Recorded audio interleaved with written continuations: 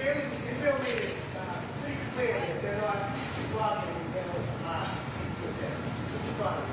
So I think Israel has every right. The questions about the Israel-Hamas conflict, Israel has every right to defend itself and defend its people.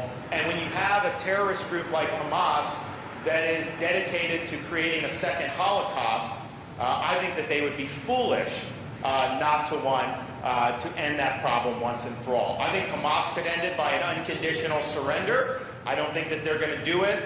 So I think our role as Israel being an ally is not that this is our fight, but that we should stand behind them in public and private so that they're able to do what they think to protect their people. To be putting babies in ovens, to be brutally raping and murdering women, to be doing what they did to senior citizens. This is completely barbaric conduct. This was a new depth of depravity, even more animalistic than what ISIS used to do.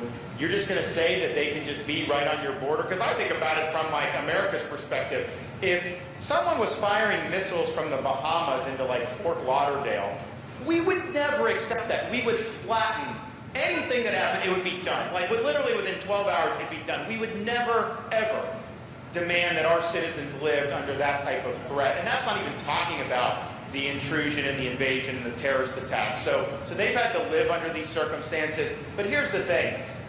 Let's just be honest about what has happened in terms of the history. Because I look at these college campuses, and you have students that are protesting in favor of Hamas terrorists. And I'm thinking to myself, what would possess you to do this? And I think some of these people, you know, I think maybe some are just really bad apples. I think a lot of them are just ignorant.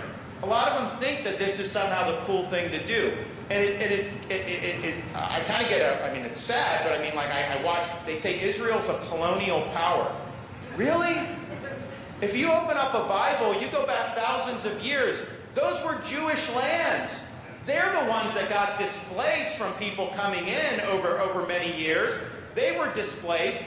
They came back and settled in the Holy Land with starting in the late 1800s. There was the movement to have a Jewish state. And then what happened after World War II, the UN created a partition plan, a Jewish state and an Arab state.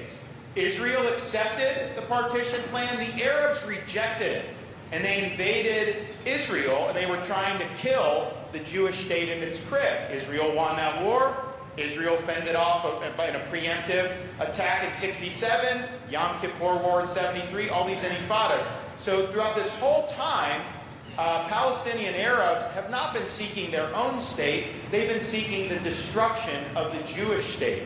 And that is just the fact of what we're talking about here. Israel's been willing to make concessions throughout many, many decades. But the reality is, how do you have that situation when the other side doesn't accept your right to exist as a Jewish state? So I think they have a right to defend their people, and I think they have a right to avoid a second Holocaust.